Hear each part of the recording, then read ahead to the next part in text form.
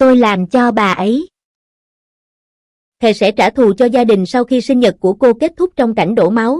Lina tiếp cận một người mà cô cho là phải chịu trách nhiệm, Ferry. Paris. Paris. Ces monuments, ces grands magasins. Với các tượng đài, các cửa hàng lớn. Ces brasseries chic. Các hàng ăn thanh lịch. C'est la ville lumière. Đó là kinh đô ánh sáng. La ville de l'amour. Là thành phố tình yêu. Une carte postale. Một tấm bưu thiếp. Mais Paris, c'est aussi la ville du crime. Nhưng Paris cũng là thành phố tội phạm. Vol, braquage, meurtre, prostitution. Trộm cắp, cướp bóc, giết người, mại dâm. 6 familles mafieuses se partagent les affaires. 6 gia tộc mafia bắt tay nhau làm ăn. Et leur business ne tolère ni l'anarchie ni le chaos. Và việc làm ăn của họ không cho phép sự hỗn loạn. Mais quand l'argent et le pouvoir sont en jeu. Nhưng khi động đến tiền bạc và quyền lực. Le chaos est inévitable. Khó tránh khỏi loạn lạc. Le crime organisé a besoin de quelqu'un pour maintenir l'ordre entre les truands. Tội phạm có tổ chức cần người giữ trật tự giữa các băng đảng. Le milieu a son shérif. Thế giới ngầm có cảnh sát trưởng. C'est la furie. Đó là Ferry. Elle intervient quand un crime est commis chez les criminels. Bà ấy can thiệp khi có tội ác giữa bọn tội phạm. Ceux qui l'ont rencontré ne sont plus en vie pour en témoigner. Những người đã gặp bà ấy chẳng còn sống để kể lại câu chuyện. À part moi. Ngoại trừ tôi.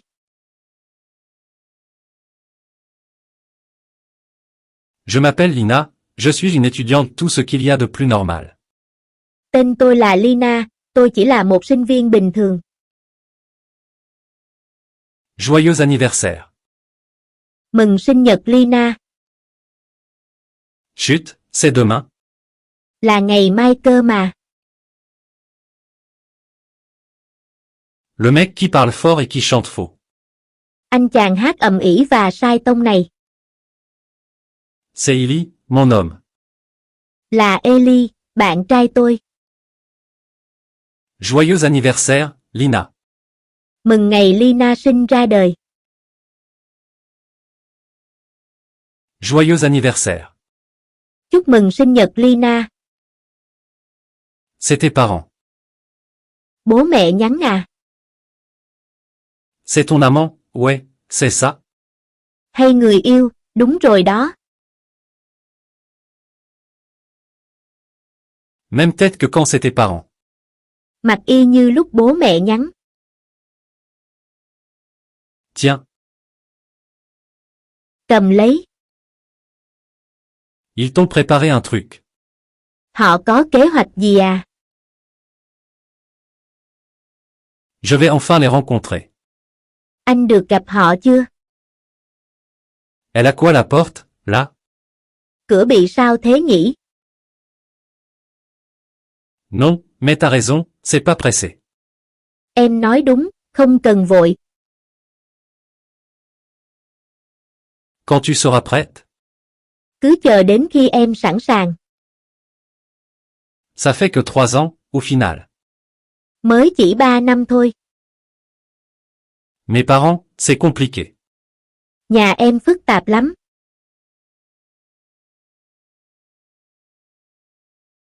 Toi et moi, je veux jamais que ce le soit. Em không muốn ta giống vậy. Jamais. Không hề muốn. Mes parents sont des criminels, lui, il est flic. Bố mẹ tôi là tội phạm, anh ấy là cảnh sát.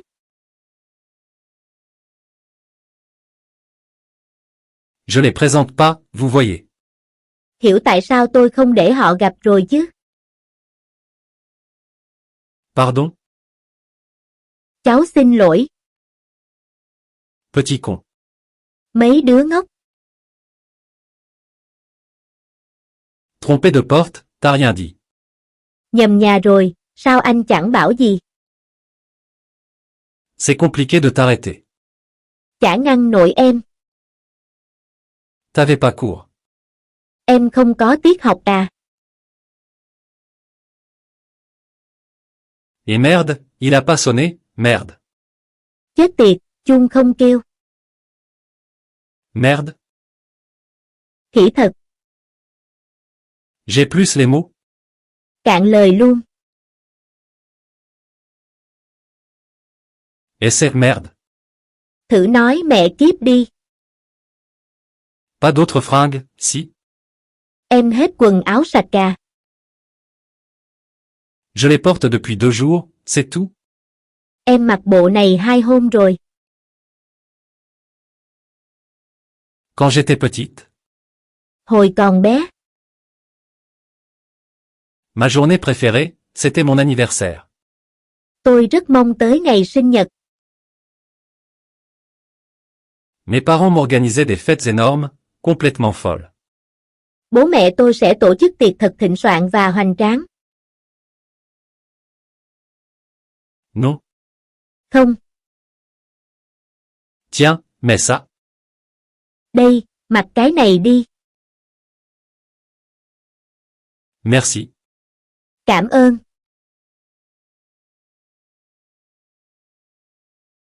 Avec Ellie, c'est différent. Với Ellie thì khác. C'est plus petit, plus intime. Tiệc sinh nhật nhỏ hơn, thân mật hơn. Et c'est encore mieux. Và như thế còn tốt hơn. Tu sais que t'es magnifique. Có biết em tuyệt lắm không? Toi, tu sais que je t'aime. Có biết em yêu anh lắm không? Oh, attends, brosse à dents. Khoan, đánh răng đã. Non, moi je t'aime, si, non. Không, em yêu anh, không. Non, gardez vos distances, madame, s'il vous plaît. Làm ơn giữ khoảng cách, thưa cô. Ça aurait dû être encore le cas cette année. Lẽ ra sinh nhật năm nay cũng vậy.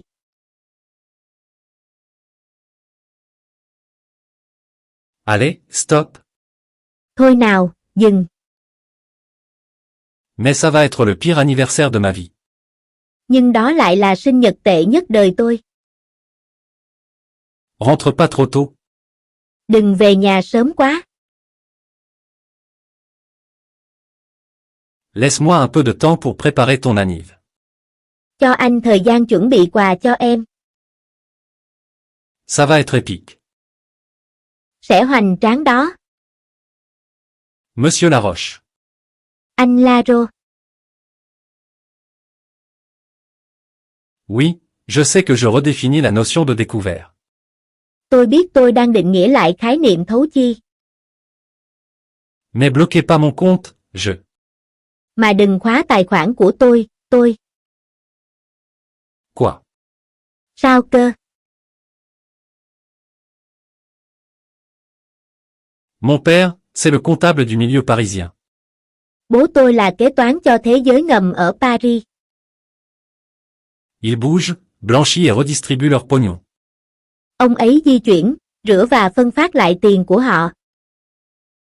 Ni vu ni connu. Không để lại dấu vết. Quand j'étais gamine, les gangsters défilaient à la maison. Khi tôi còn nhỏ, bọn xã hội đen hay tìm đến nhà. Moi, je savais pas pourquoi. Tôi không biết vì lý do gì. Mais un jour, j'ai compris. Nhưng một ngày, tôi hiểu ra. Et je me suis éloigné de mes parents. Vì thế mà tôi xa cách bố mẹ. Ma petite chérie, salut, maman. Con yêu, chào mẹ. Bon anniversaire. Chúc mừng sinh nhật con.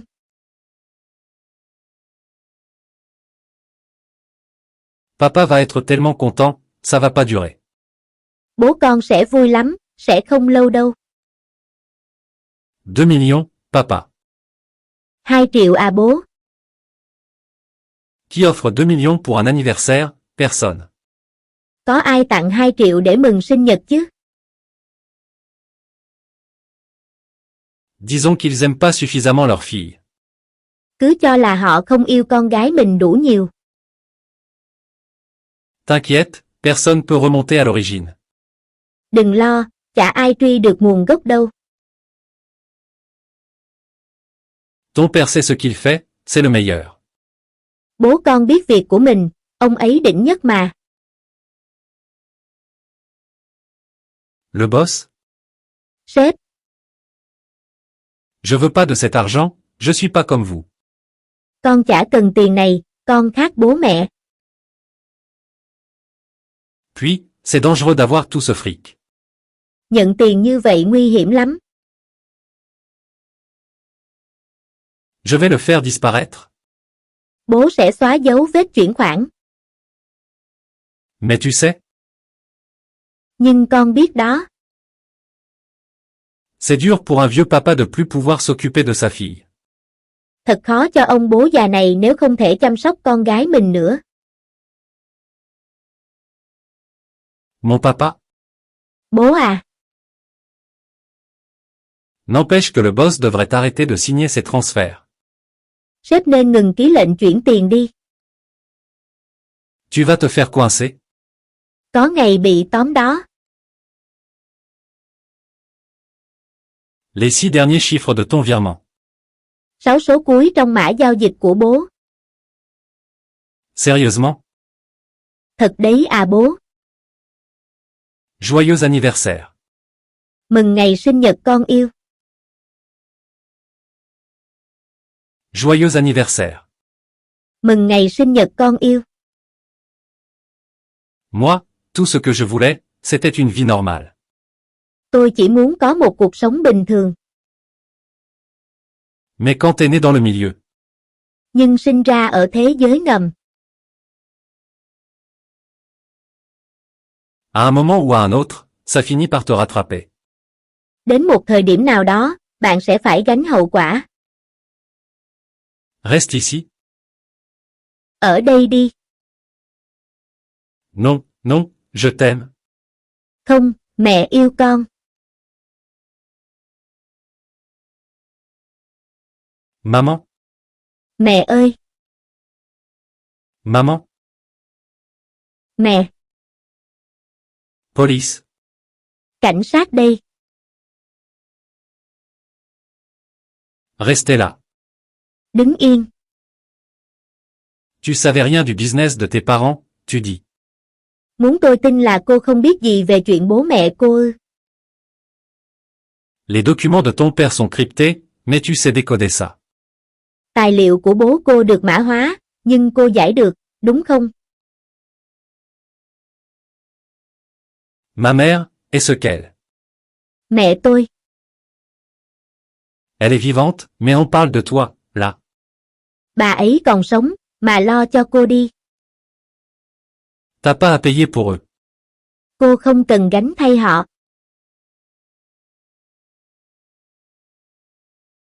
Crois-moi, la prison, c'est pas pour les filles comme toi. Tin tôi, nhà tù không dành cho cô gái như cô. Avec ce que t'as sur ton compte, je peux te coller 6 mois en préventive. Thông tin trong tài khoản đủ để cho cô bị giam 6 tháng. Moi, je veux t'aider. Tôi muốn giúp cô. Tu vas me dire qui a tiré sur ton père. Cho tôi biết ai đã bắn bố cô đi. T'as forcément vu quelque chose. Hẳn là cô đã thấy gì đó. Ton père a pris une balle dans l'œil et une dans la main. Bố cô bị bắn 2 phát, vào mắt và vào tay. C'est pas un assassinat, Không phải ám sát. c'est un message signé La Furie. Đó là thông điệp Fury gửi đến. De quoi? Gì cơ? Lina, Lina, vous foutez quoi, là? Ça va, mon cœur, ça va. làm gì ở đây vậy? Em có sao không, em yêu? Qu'est-ce que tu fous, là? Anh làm gì thế hả? Elle a rien à faire là, arrête. Nạn nhân không cần ở đây, dừng lại. Me touche pas, Đừng động vào tôi. me touche pas. Đã bảo đừng động vào tôi. Lâche-moi, putain, calme-toi. Thả tôi ra, bình tĩnh đi. Lina, je reviens, touche-moi pas, Lina. Chết tiệt, Lina, đừng động vào tôi, Lina. Lâche-moi, putain, me touche pas, toi, Lina. Thả tôi ra, đừng động vào tôi, Lina.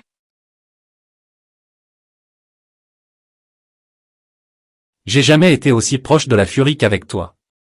Tôi chưa bao giờ ở gần Furry như cô. Dis-moi à quoi elle ressemble ou je vais faire de ta vie un enfer.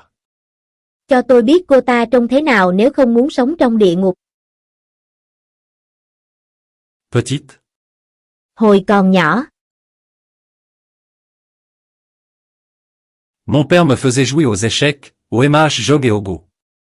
bố bắt tôi chơi cờ vua, mạt trượt và cờ vây. Maman, elle, m'a collé dans un ring. Mẹ cho tôi lên võ đài đấm bốc. Avec la boxe, tu seras prête à affronter le monde, ma fille.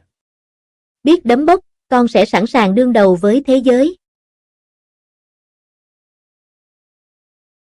Désolé, maman, mais ça, j'étais pas prête. Xin lỗi mẹ, con chưa sẵn sàng cho việc đó. À la boxe, j'étais nul. Con dở đấm bốc lắm. J'en prenais plein la gueule. Con cũng bị tẩn rất nhiều. Ma seule fierté était de savoir encaisser. Niềm tự hào duy nhất là con chịu đòn giỏi. Apprendre à donner des coups demande du temps. Học tung nắm đấm cần thời gian. Et du temps, ici, j'ai que ça. Và ở nơi này, con cũng chỉ có thời gian. De la visite, je veux voir personne. Thăm nuôi, tôi không muốn gặp ai. T'as pas le choix, c'est un flic. Là cảnh sát. Illy, je veux pas que tu me vois ici, pas comme c'est Cédille. Ellie, em nói không muốn gặp anh ở đây mà, không phải thế này. Alors, après un mois ici, les souvenirs sont revenus. Thế nào cô gái, sau 1 tháng, ký ức đã trở lại chưa? J'ai rien à vous dire. Chẳng có gì cả. Je sais rien. Tôi không biết gì. Je suis personne, ou, non, tu. Tôi chẳng là ai cả, không. Le tireur était pro.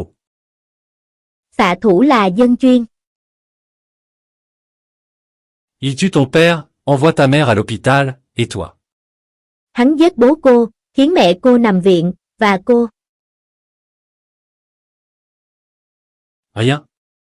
Không gì cả. Zéro égratignure, vous savez quoi. Không một vết xước, cô biết gì? Moi, je sais rien, moi, je. Tôi không biết gì cả, tôi.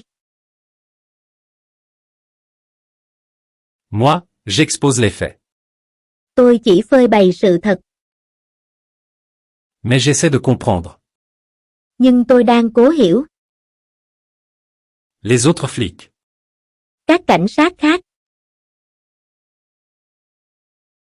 Ils s'en cognent, de cette affaire. Chả quan tâm vụ này. Pour eux, la furie, c'est une légende. Với họ, Furry là một huyền thoại. Ton père, un mafieux qui a eu ce qu'il méritait. Bố cô là tên tội phạm đã chịu quả báo.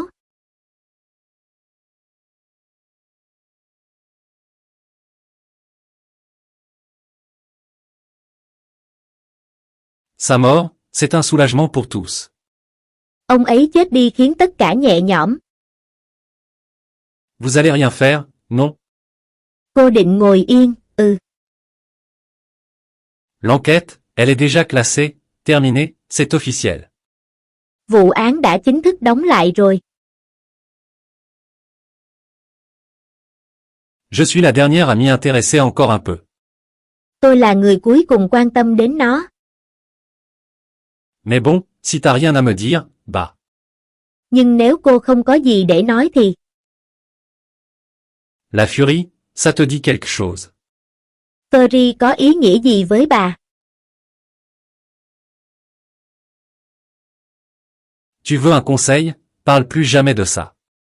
Tôi khuyên nhé, đừng bao giờ nhắc đến. À personne? Với bất cứ ai. Marre des conseils. Lại khuyên bảo. Je veux des réponses. Tôi muốn câu trả lời. Mon père a jamais fait de mal à personne. Bố tôi không bao giờ hại ai.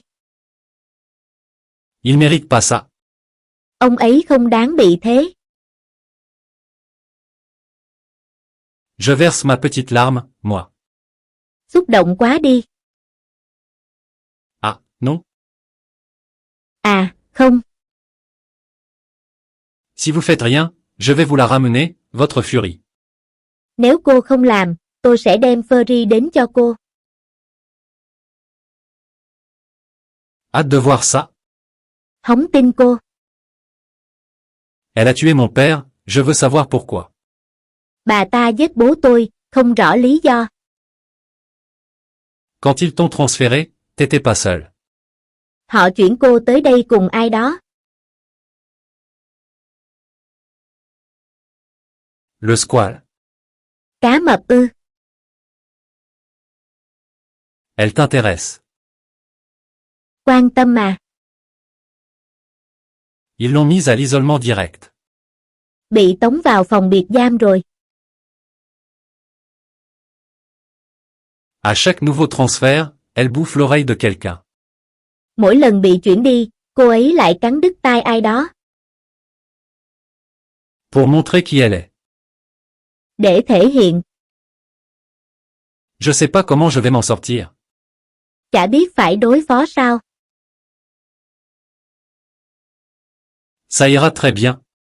Sẽ ổn thôi. Faut juste te méfier de 3 choses. Chỉ cần cẩn thận 3 thứ.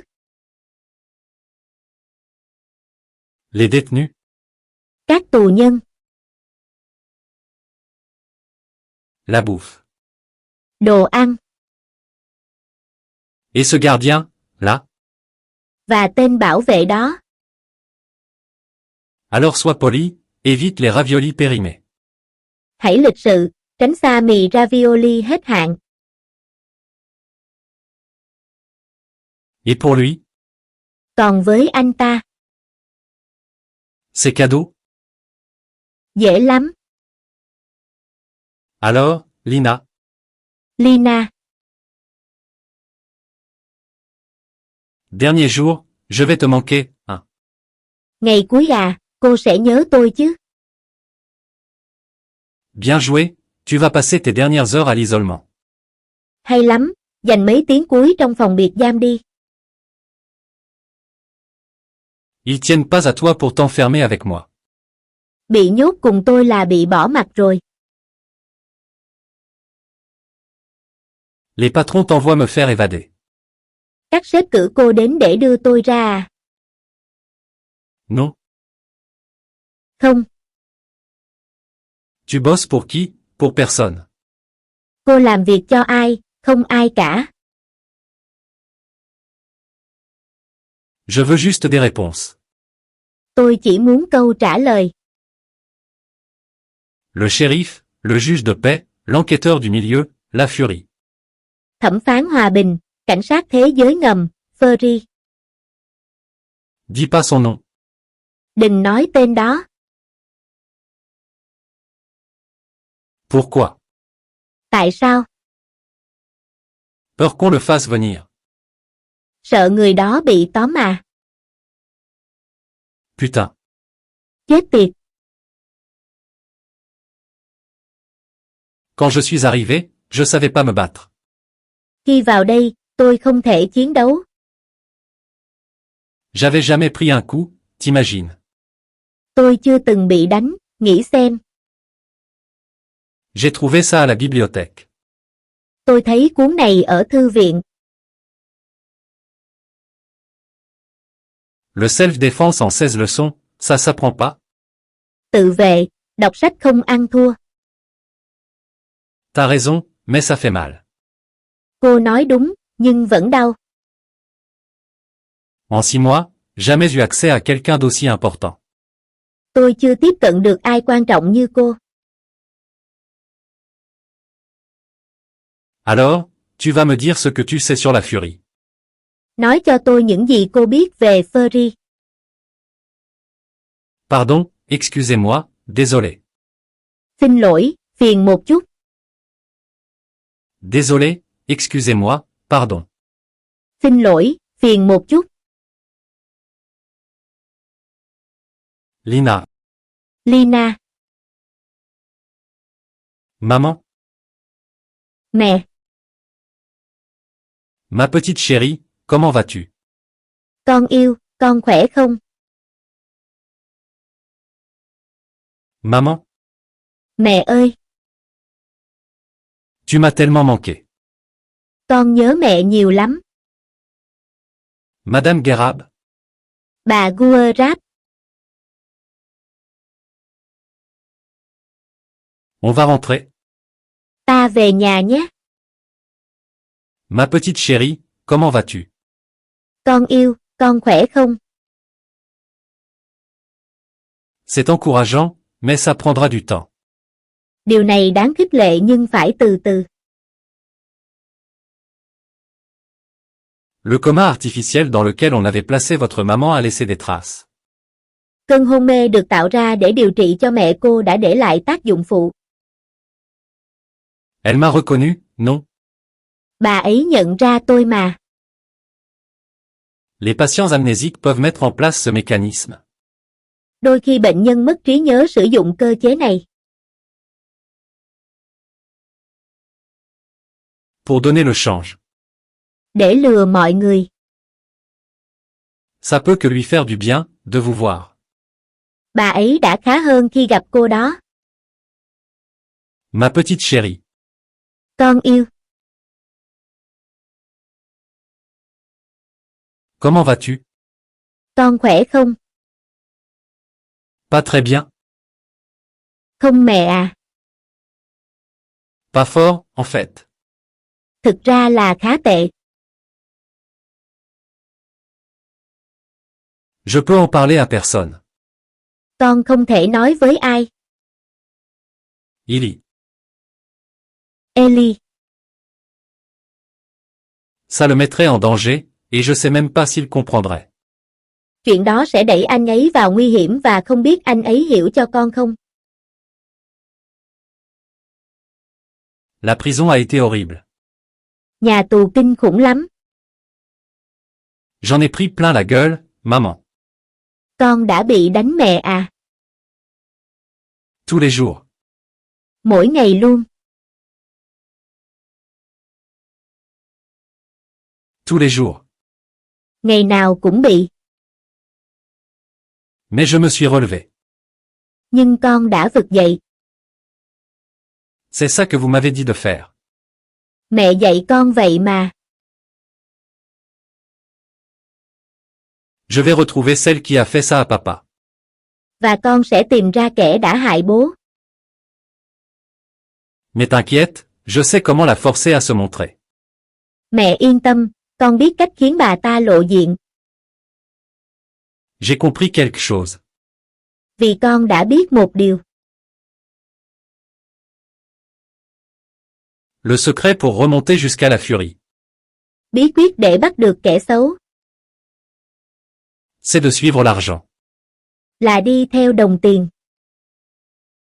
Doublez votre mise aujourd'hui. Đặt cược hôm nay. On a un joker, la de trèfle. Có một lá phăng teo, bạn có chuồng. Faut bien suivre la de trèfle, suivez bien la de trèfle. Theo đi, bạn có chuồng, đơn giản lắm. Je vous en prie. Theo nào. Je suis sorti avec 500 euros, il m'en reste que 300, à votre tour. Tôi có 500 euro và chỉ còn 300 euro, đến lượt bạn. Vous risquez de gagner, c'est votre jour de chance. Đặt tiền vào là có thể thắng, hôm nay may mắn đó. Une fois, deux fois, c'est votre jour de chance. Một lần, hai lần, ngày may mắn của cô đó. Malheureusement, perdu. Tiếc quá, thưa cô thua rồi, và...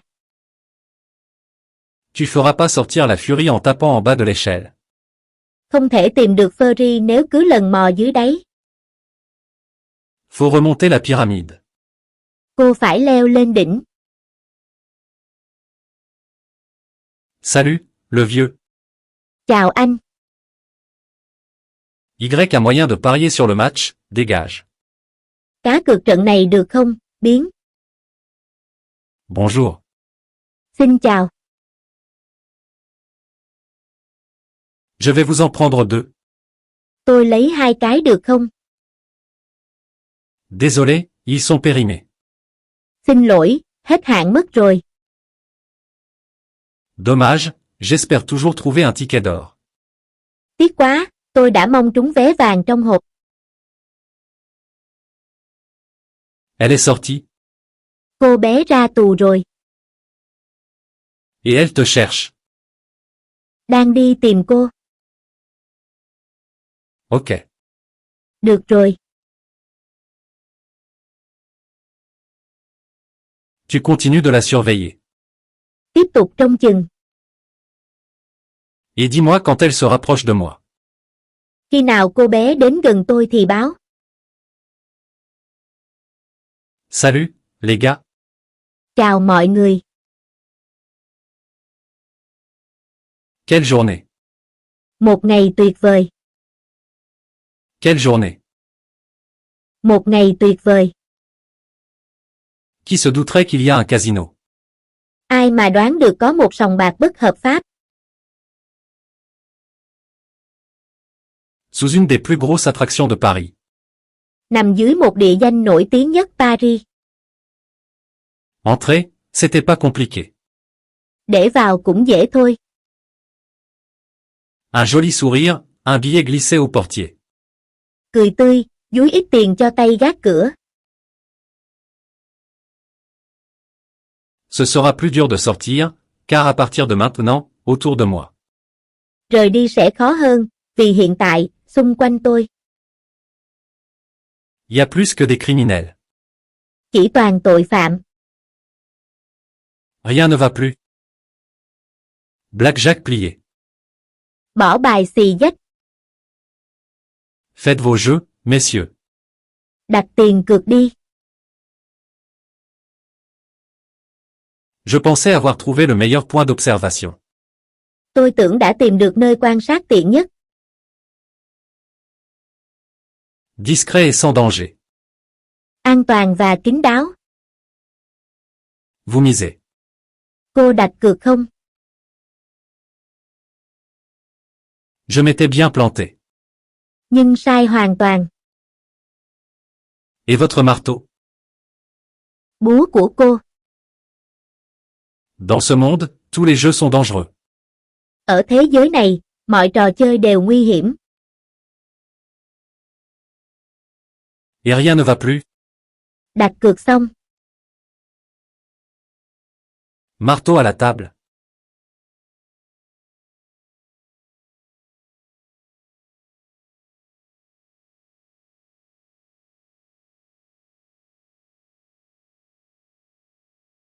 Có lá bài búa. Monsieur, vous connaissez la règle. Thưa anh rõ luật rồi. Madame. Thưa cô, Je vais me coucher. tôi bỏ bài. 19. 19 điểm. Monsieur mène avec 20. Quý ông này dẫn đầu với 20 điểm. Je suis désolé. Tôi xin lỗi. De quoi? Về chuyện gì?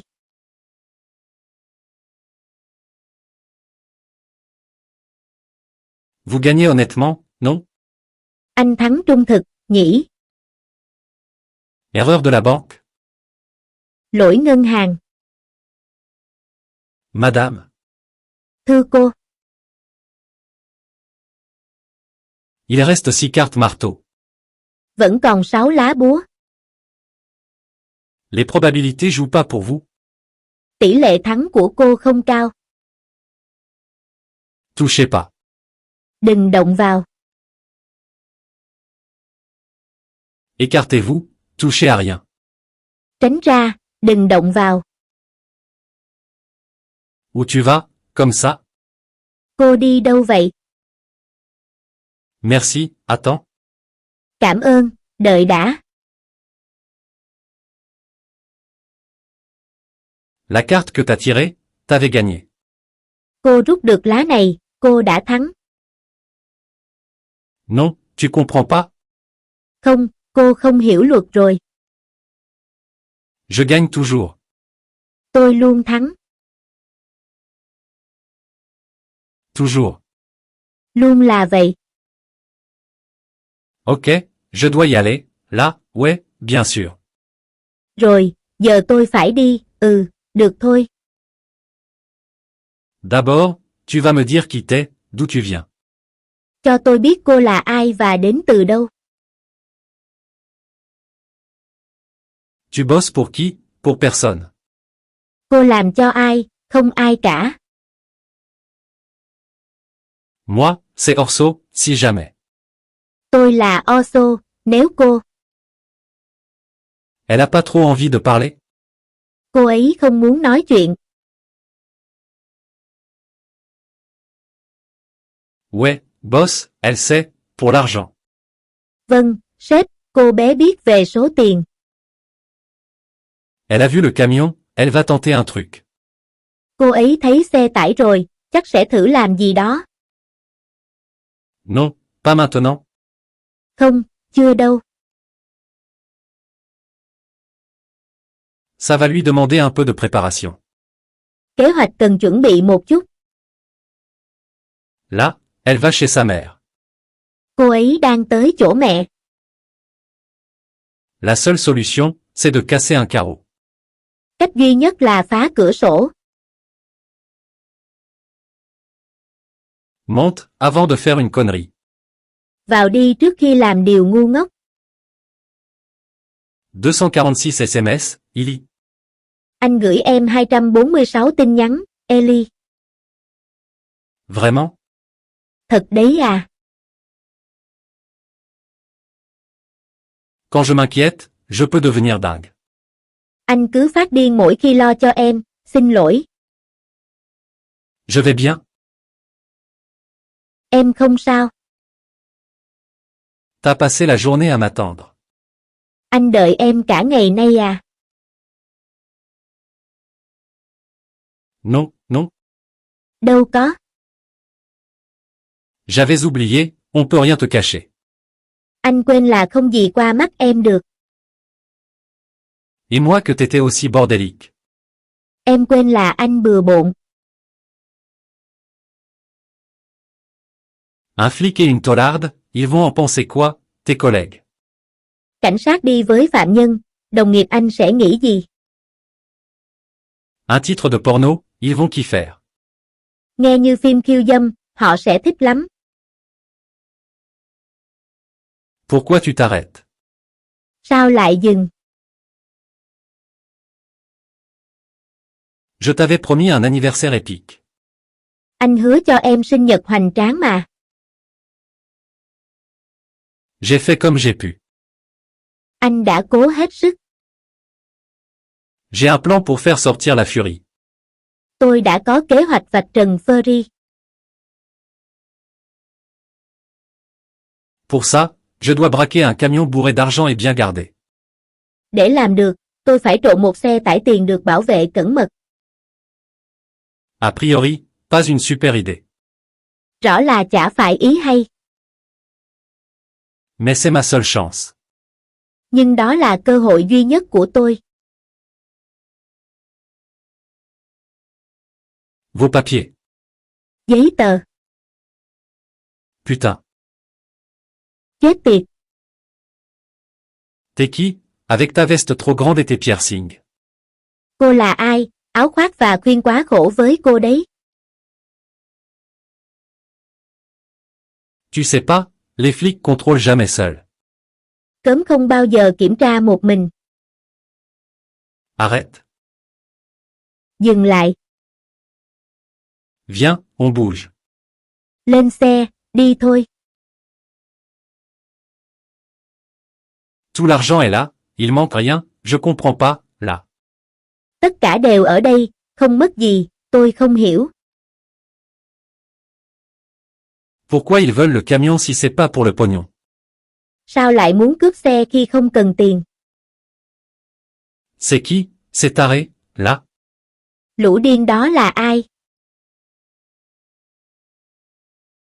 Il y a de l'intelligence, dans tout ça. Khá là thông minh đấy. Ils repèrent notre circuit. Hắn tìm tuyến đường của ta. Détourne l'un de nos camions, le planque en plein Paris. Cướp xe tải, giấu nó ngay giữa Paris. Mais il prend pas la peine d'enlever le tracker GPS. Nhưng không thèm gỡ thiết bị theo dõi. C'est pas malin, ça? Đâu thông minh lắm. Vous savez ce qu'il voulait? Biết hắn muốn gì không? Quoi? Muốn gì? C'est pas le camion ni l'argent. Không phải xe tải hay tiền. C'est moi qu'il voulait. Hắn muốn tôi. Il a fait tout ça pour m'amener ici. Hắn làm thế để đưa tôi đến đây. Et il nous regarde, là? Và hắn đang quan sát ta. Ouais. Vậy đó. Je te tiens. Tóm được rồi. Tu descends de là tout de suite, allez. Xuống đây luôn đi nhé, nhanh nào. Mais elle est tout, ma voiture. Nhưng xe của cháu đâu à? Je sais pas, t'as dû la laisser tomber, cherche. Bà không biết, chắc cháu làm rơi rồi, tìm đi. Pardon, excusez-moi. Xin lỗi, phiền cô rồi. Vous faites de la photo? Cô đang chụp ảnh à? C'est joli, hein? Ở đây đẹp nhỉ? Vous voulez un cookie? Cô ăn bánh quy không? Merci. Cảm ơn nhé. C'est mon mari qui les fait. Chồng tôi làm đó. C'est sans gluten. Không có gluten đâu. Tu l'as trouvé, non? Tìm thấy chưa vậy, chưa à? Aidez-moi à chercher, il a dû laisser des traces. Giúp tôi, hẳn phải để lại dấu vết. Laisse tomber, c'est moi qui l'ai. Để đó đi, tôi sẽ lo. Qu'est-ce que vous faites ici? Cô làm gì ở đây vậy? Faites attention, je crois qu'on nous écoute. Cẩn thận, có người đang nghe ta nói. Bien reçu. Đã rõ. Ça va? Không sao chứ? Ouais. Vâng, Je te vois. tôi thấy rồi. Merde. Chết tiệt. Les gars, arrêtez là, attends. Ngăn cô ta lại, khoan đã. Comment tu m'as trouvé si vite? Sao tìm ra tao nhanh vậy được? Faites attention, je crois qu'on nous écoute. Cẩn thận, có người đang nghe ta nói. C'est toi, la furie. Bà là Furry. C'est pas des gâteaux que je vais te faire bouffer. Tôi sẽ không mời bà ăn bánh quy đâu. Oublie ton flingue. Quên súng của ông đi. Ta cliente du Pont Neuf, tu vas m'amener chez elle. Khách của ông từ Pont Neuf, đưa tôi đến chỗ bà ta. Merde. Chết tiệt. Faut te mettre sur silencieux quand tu te faufiles chez les gens. Phải để chế độ yên lặng khi lẻn vào nhà chứ. À part ça, tu t'es bien débrouillé. Ngoài việc đó, cô làm rất tốt. T'es arrivé plus loin que n'importe qui. Vượt xa những người khác. Le vol du camion, c'était hyper smart. Vụ trộm xe tải rất thông minh. T'es maligne. Cô thông minh lắm. Et vous, négligente. Và bà đã sơ suất. Non, mais je suis marié. Không, mà tôi kết hôn rồi. Quand il bricole, il en fout partout. Ông ấy làm mấy việc vặt hay bừa ra. Je lui demande de ranger, mais bon. Tôi đã bảo dọn dẹp nhưng. En revanche, la sciure, c'est pratique. Mà mùn cưa cũng hữu ích đấy.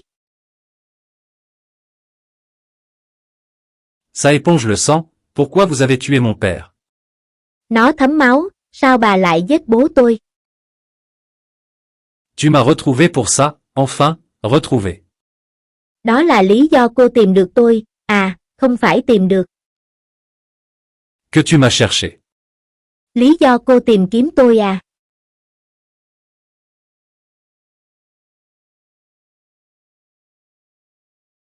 C'est moi qui t'ai conduite ici, tu l'as compris. Chính tôi muốn dẫn cô đến đây đó. Non, j'ai jamais rien dit sur la furie. Tôi chưa từng nói điều gì về Furry. À personne, jamais. Với bất kỳ ai. Je vous jure. Tôi thề đấy. Mais elle. Nhưng cô bé đó. Tu vas lui dire ce qu'elle veut savoir. Cô sẽ cho nó điều nó muốn biết. Lui rends pas les choses trop faciles. Đừng làm mọi thứ quá dễ dàng với nó. Sois pas déçu. Đừng thất vọng nhé. J'ai toujours un temps d'avance. Tôi luôn đi trước một bước. C'est un don et c'est mon job. Công việc của tôi mà. Bon. Được rồi. La technique de combat, c'est pas ça. Kỹ năng chiến đấu tệ thật. Mais il y a du potentiel. Nhưng có tiềm năng đấy. On va arriver à quelque chose. Ta sẽ cải thiện được. Si tu bosses pour moi. Nếu cô làm cho tôi. Je bosse pour personne.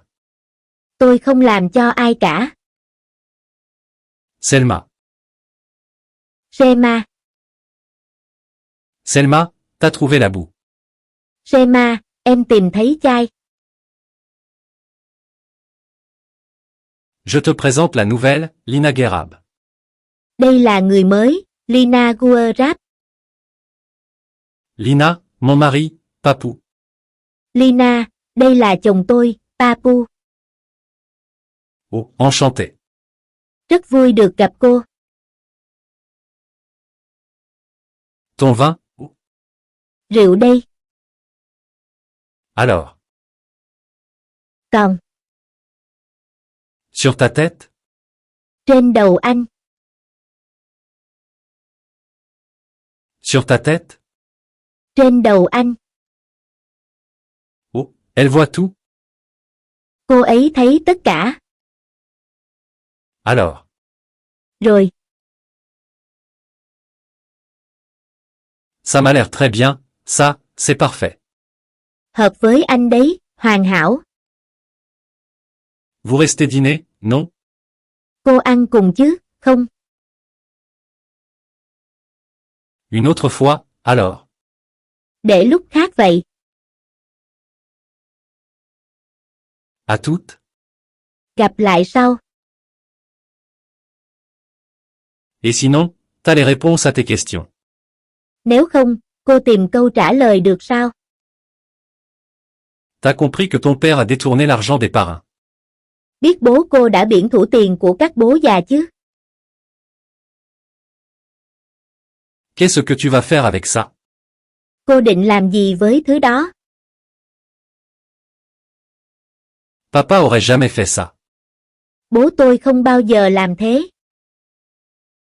Vous l'auriez pas tué si vous aviez regardé. Bà sẽ không giết ông ấy nếu bà. Tire si tu veux, mais raconte pas ta vie. Muốn thì cứ bắn, đừng kể tôi nghe chuyện đời cô. J'ai pas tué ton père. Tôi không giết bố cô. Et j'ai pas besoin de te mentir, parce que tu sais qui je suis. Tôi không cần nói dối cô vì cô biết tôi là ai. Et qu'en fait, t'es déjà plus là. Và cô cũng tiêu rồi. Attendez, il a laissé un message. Khoan, ông ấy để lại lời nhắn. D'où tu sors ça? Cô lấy nó ở đâu? Pas facile d'articuler avec un flingue dans la bouche. Dí súng vào miệng thế thì chả nói nổi. C'est bon? Được rồi. Dernier chiffre de son virement. Mấy số cuối của giao dịch. C'était un jeu entre nous. Đây là trò chơi giữa chúng tôi. Putain, c'est quoi, la gelée? Chết tiệt, jelly là gì? Le surnom d'un des parrains. Biệt danh của một bố già. C'est lui qui a forcé mon père à détourner l'argent et qui l'a tué. Người đã ép bố tôi biển thủ và giết ông ấy ư? Si c'est ça, ça va être la guerre. Nếu đó là sự thật, sẽ có chiến tranh. Je dois lui parler. Tôi phải gặp hắn. T'as pas compris où tu foutais les pieds. Cô không biết đang dây vào thứ gì đâu. Prends le temps avant de répondre. Suy nghĩ một chút rồi trả lời. Tu travailles pour qui? Cô làm việc cho ai? Ça va, boss? Tôi đây, thưa sếp. Lina, le boueux, le fixeur. Lina, đây là mút mang và the Pfizer. Qu'est-ce qu'elle fout là? Cô bé làm gì ở đây? Qu'est-ce qu'elle fout là? Hỏi cô kìa. Je travaille pour elle. Tôi làm cho bà ấy. Biên dịch, Tua Nguyễn.